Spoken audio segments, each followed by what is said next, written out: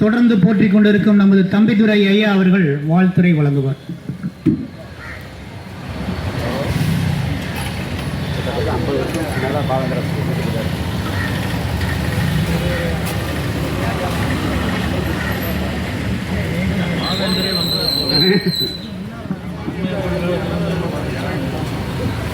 ஈமையேனும் ஓயாது தமிழுக் குழைப்பாய், இன்பமே அதுவென்று தமிழுக் குழைப்பாய்.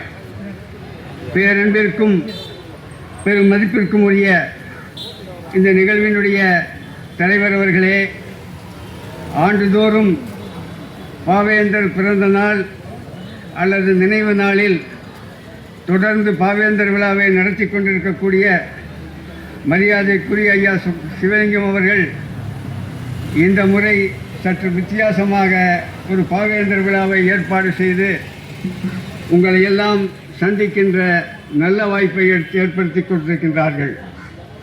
தமிழ் உணர்வு, பகுத்தறிவு, பொது உடைமை, முதியோர் நலம், இளையோர் எழுச்சி, உழைப்பின் உன்னதம், பெண் கல்வி, கைம்பெண்டிர் மறுமணம், இப்படி பல்வேறு தளங்களில் களங்களில் நின்று மானுட மேன்மையை உயர்த்தி பிடித்து புதியதோர் உலகிற்கு புதுப்பாதை அமைத்த புரட்சிப்பாளர் பாவேந்தர் பாரதிதாசனுடைய 137வது பிறந்த நாளிலே உங்களோடு கலந்துரையாடுவதிலே நான் மகிழ்ச்சி அடைகின்றேன். நம்முடைய நூற்றாண்டிலே பிறந்த ஒப்பற்ற மாக்கவிஞன் பாவேந்தர் பாரதிதாசன். மனிதர்கள் காடுகளை போன்றிருக்கின்றார்கள். காடுகள் இயற்கையாகவே வளரும். வல்லாண்மையுடைய மரங்கள் வல்லாண்மை குறைந்த தாவரங்களை அழித்துவிடும். அதே போன்று இன்றைக்கு மனிதர்களின் போக்கு இருக்கிறது. கையூட்டு என்பது எழுதப்படாத விதியாக இருந்து இன்றைய சமுதாயத்தை வழிநடத்தி கொண்டிருக்கின்றது. எந்த மொழி அதிகமான கலப்பை, எந்த மொழி அதிகமான அயல்மொழி சொற்களை உள்வாங்குகிறதோ அந்த மொழி விரைவில் அழிந்துவிடும் என்றார் தனித்தமிழ் இயக்க தந்தை மறைமலை அடிகளார். நாம் இன்றைய காலகட்டத்தில் யோசிக்க வேண்டிய செய்தி, தமிழ் மொழி அழிவு பாதையை நோக்கி சென்றுகின்றதோ என்ற ஒரு ஐயப்பாடு எங்களை போன்றவர்களுக்கெல்லாம் இருக்கின்றது. ரவீந்திரநாத் தாகூர் அவர்கள் சொல்லுவார், உலகத்திலேயே தன்னுடைய தாய்மொழியை, தன்னுடைய தாய்மொழியிலே உள்ள இலக்கியங்களை குறைத்து மதிப்பிடுபவர்கள் தமிழர்கள் தான் என்று ரவீந்திரநாத் தாகூர் சொன்னதை நாம் நினைவு கூர்ந்து பார்க்க வேண்டும். அதே சமயம் பேரறிஞர் அண்ணா அவர்கள் சொல்லுவார்கள், இந்த உலகத்திலே உயர்ந்த மொழி, உயர்ந்த பண்பாடு, உயர்ந்த இலக்கியம், உயர்ந்த நடைகளுக்கு சொந்தக்காரன் தமிழன். தமிழனுக்கு 2 தான் தெரியும், ஒன்று வரவேற்பது, மற்றொன்று அணைத்து செல்வது. கொடுமை செய்வதோ வஞ்சகம் செய்வதோ இன்றைக்கு வரையில் தமிழர்கள் செய்ததில்லை. எல்லோரையும் அரவணைத்து செல்வார்கள். மற்றவர்கள் இவர்களுக்கு இரண்டகம் செய்வார்களே தவிர தமிழர்கள் மற்றவர்களுக்கு இரண்டகம் செய்தார்கள் என்று வரலாறு இல்லை என்று பேரறிஞர் பெருந்தகை அண்ணா அவர்கள் அழகாக சொல்லுவார். அந்த வகையில் இன்றைய தினம் பாவேந்தரை நினைவு கூறுவது மட்டுமல்ல, அறநிலை தந்தை குன்றக்குடி அடிகளார் அவர்கள் சொல்லுவது போல பாவேந்தருக்கு விழாக்கள் எடுக்க வேண்டாம், பாவேந்தருக்கு யாரும் விழாக்கள் எடுக்காதீர்கள், அவருடைய கொள்கைகளுக்காக பாசறை அமையுங்கள், களம் அமையுங்கள், வீதியில் இறங்கி போராடுங்கள். அது ஒன்றுதான் பாவேந்தர் கொள்கைகளை வென்றெடுக்கின்ற ஒரே வழி. இன்றைக்கு நாளும் குவிகின்ற வடவர் ஆதிக்கம், வடவர்களின் வருகை எதிர்காலத்தில் தமிழ்நாட்டில் தமிழர்களை ஏதிலியாகிவிடும் என்ற சூழல் உருவாகி வருவதை நாம் கணக்கில் எடுத்துக்கொள்ள வேண்டும். அவன் தாய்மொழியில் பேசுகின்றாள், நாம் அவனிடம் நம்முடைய தாய்மொழியில் பேசுவதில்லை. இப்படியாக தமிழர்கள் இந்த நிலை கண்டு இப்படிப்பட்ட இழிவான நிலைக்கு தமிழர்கள் தள்ளப்பட்டு கொண்டிருக்கிறார்கள். வீட்டிலே தமிழ் பேசுவதில்லை, தமிழ் பெயர் வைப்பதில்லை, எனக்கு தமிழ் தெரியாது என்று சொல்லுவதில் பெருமையாக கொள்ளுகின்றார்கள். மேடையிலே பேசுவது தமிழ் வழி கல்வி, ஆனால் அவர்களுடைய பேர குழந்தைகளையும் ஆங்கில வழி கல்வியிலே சேர்ப்பார்கள். இப்படிப்பட்ட ஒரு நெருக்கடியான சூழல், மொழிக்கு சூழ்ந்திருக்கின்ற சூழலில் எங்களை போன்று 70 தாண்டியவர்கள் தான் இன்றைக்கு தமிழுக்காக இருக்கின்றோம். அடிகளார் சொல்லுவது போல களம் அமையுங்கள், வீதியில் இறங்கி போராடுங்கள் என்றார்.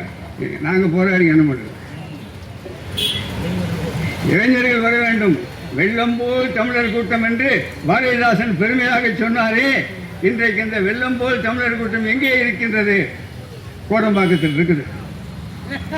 அதனால அந்த தமிழர் கூட்டத்தை நாம் மீட்டெடுப்பது எப்படி?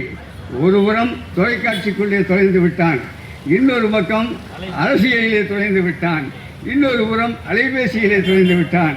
நேற்று ஒரு திரைப்பட நடிகர் சொல்லுகின்றார், 140 இடங்கள் என்று மந்திரி சபை அமைத்துக் கொண்டிருக்கிறார். இந்த நிலைமை பார்த்தீங்களா? தமிழ்நாட்டு முதலமைச்சரை மக்கள் மத்தியிலே தேடுவதை போய்விட்டு கோடம்பாக்கத்திலே தேடுகின்ற சூழல் இந்த தமிழ்நாட்டிலே தான் உண்டு. பிரேம் நசீர் மிகச்சிறந்த நடிகர் தான், ஆனால் உள்ளாட்சி தேர்தலிலே போட்டியிட்டு வைப்பு தொகையை இழந்த வரலாற்றை நாம் கேரளத்திலே பார்த்தோம். தமிழ்நாட்டில் தமிழர் தான் ஆட்சி செய்ய வேண்டும், தமிழர் அல்லாதால் வாழ்த்தான் நீட்டினால் உதைதான் கிடைத்திடும் கான் என்றார் பாவேந்தர். ஆனால் இன்றைக்கு தமிழ்நாட்டில் தமிழர் அல்லாதவர்களெல்லாம் ஆட்சி செய்கின்ற அவல நிலையை பார்க்கின்றோம். பாவேந்தருடைய கொள்கைகள், பாவேந்தருடைய கருத்துக்கள் எங்கும் பரவ வேண்டும். அதற்காக ஒரு உறுதிமொழியை எடுத்துக்கொண்டு கூடியிருக்கிற நான் எல்லோருக்கும் சொல்லுவது போல் ஒரே வழிதான், தமிழ் வளரணும்னா என்ன செய்யணும்? அந்த பற்றி சொல்லுங்க சொல்லுங்க. அதாவது தமிழ் அமைப்புகள்னு சொல்றவங்க, தமிழ் அறிஞர்கள், நான் தான் தமிழை தாங்கி பிடிக்கிறேன்னு சொல்லியிருக்க, நீங்களாவது மொழியை பேசுங்க. முடிந்த அளவு நான் பேச வேண்டும். என்னுடைய அழைப்புதலில் பார்த்தீங்கன்னா பார்க்கலாம், இயன்றவரை தமிழில் பேசுங்கள், தமிழர்களிடமாவது தமிழில் பேசுங்கள், கெஞ்சிரும்.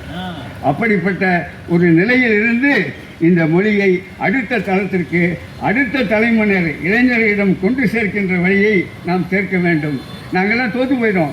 சிவலிங்க ஐயா அன்பர் பார்த்தா பல போட்டிகள் 40 ஆண்டுகளாக நடந்தோம். பரிசு வாங்கிட்டு போகிறோம், அடுத்த நாள் வரமாட்டான், அதோடு அவன் காணாமல் போயிட்டான். என்ன செய்வது?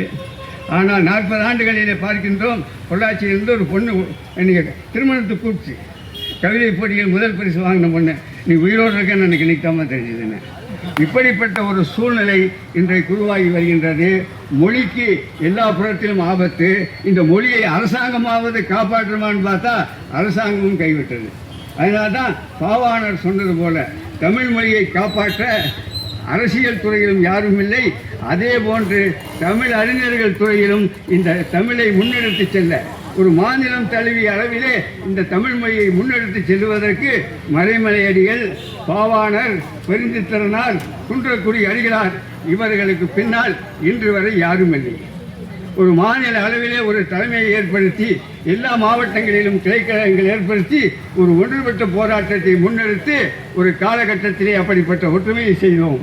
அதனுடைய இறுதி வடிவமாக கோவையிலே நம்முடைய மரியாதைக்குரிய புலவரேறு மருதவாணர் அவர்கள் வள்ளுவரை மையப்படுத்தி வள்ளுவர் சிலையை வைத்து தெருவெங்கும் ஊர்வலம் கொண்டு சென்று ஒரு நல்ல நிகழ்ச்சியை நடத்தி காட்டினார். அதை அடுத்து மரியாதைக்குரிய தியாகு அவர்கள் பல்வேறு நிகழ்ச்சிகளை காட்டி இந்த தமிழ் கலாச்சாரம், தமிழ் பண்பாடு தழைத்தோங்க வேண்டும் என்று பாடுபட்டார்கள். அதற்கு பிறகு இன்று வரையில் அத்தகைய முயற்சியை நாம் முன்னெடுக்கவில்லை. தமிழர்கள் எல்லோரும் தமிழில் பேசுங்கள், வீட்டில் தமிழ் பேசுங்க. தினசரி ஒரு சொல்லுங்கிறேன், பஸ்ஸுங்கிறது பேருந்துன்னு சொல்லுங்கள், பேப்பருங்கிறத நாளிதழ்னு சொல்லுங்கள், பேனாங்கிறத தூவல்னு சொல்லுங்கள், காப்பிங்கிறது குழம்பைன்னு சொல்லுங்கள், டீங்கிறத தேநீர்னு சொல்லுங்கள். தினசரி ஒரு தமிழ் சொல்லை பயன்படுத்துங்க. மத்திய அரசு அலுவலகங்களை பார்த்தீர்களானால் தினசரி ஒரு இந்தி சொல்லி எழுதி போட்டிருக்கோம். ஒரு இந்தி சொல்லு, அதுக்கு பக்கத்தில் அதற்கான நேரடியான ஆங்கில சொல்லு, அதற்கு கீழே தமிழ். அப்படி நாமும் ஒரு நாளைக்கு ஒரு தமிழ் சொல்லை பயன்படுத்துங்கள். அது பயன்படுத்தினால் போதும். நம்முடைய பயன்பாட்டு மொழியாக அன்றாடம் வாழ்க்கையிலே சந்திக்கின்ற நண்பர்களுக்கெல்லாம் தமிழில் பேசுங்கள்.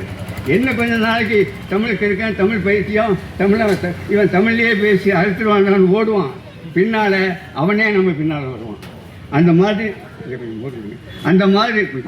நிகழ்வுகளை எல்லாம் நான் சந்தித்தேன். அதனால் அவமானப்பட்டேன். அதையெல்லாம் நான் கவலைப்படலை. தமிழ் மொழிக்குன்னு வந்துட்டோம், இந்த தொண்டுக்குன்னு வந்தோம். தமிழுக்கு தொண்டு செய்வோன் சாவதில்லை நான் பாதுகாத்தேன். மான அவமானங்களை பார்ப்பவன் பொது வாழ்க்கைக்கு வரக்கூடாதுன்னு பெரியார். அதனால் எதை பற்றியும் கவலைப்படுவதில்லை.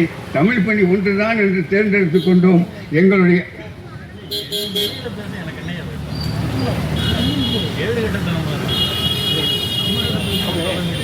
தமிழர் என்று ஆதித்தனார் சொல்லுவார், உலகிலேயே 2 மொழியிலே கையெழுத்து போடுபவன் தமிழன்.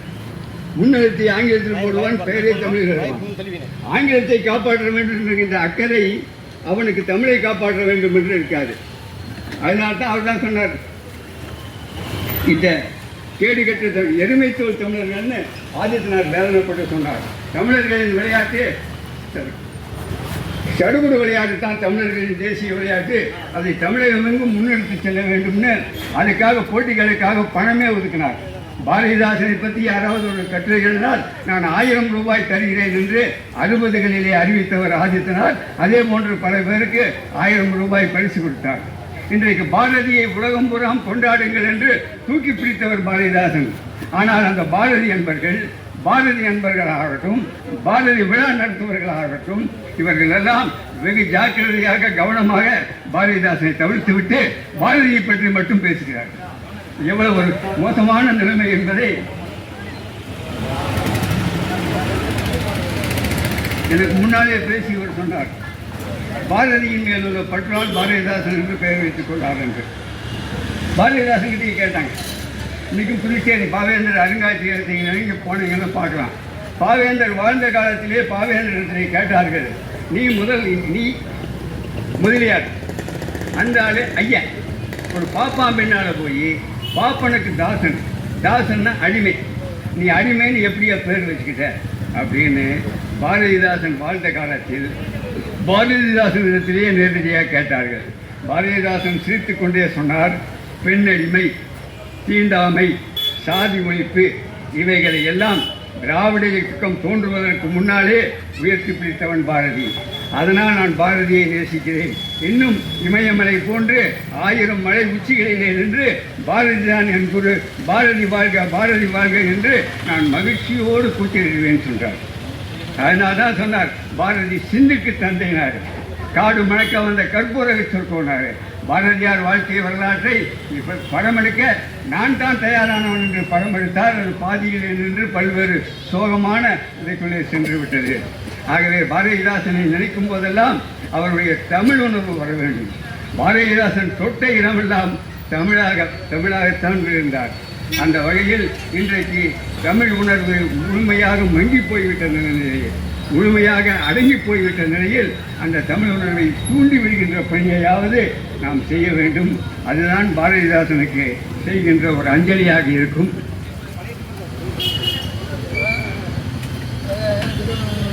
இன்றைக்கு தமிழ்மொழி எப்படி இருக்கிறது என்பதற்காக ஈழ உணர்ச்சி கவிஞர் காசி ஆனந்தன் சொன்ன கவிதையை சொன்னால் பொருத்தமாக இருக்கும் என்று கருதுகிறேன்.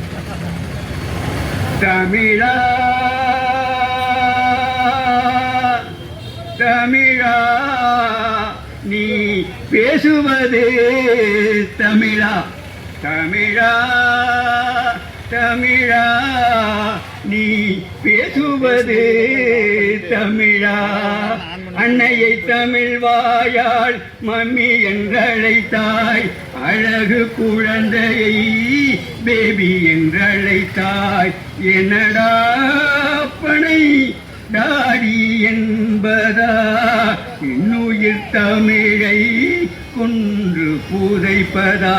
தமிழா தமிழா நீ பேசுவது தமிழா.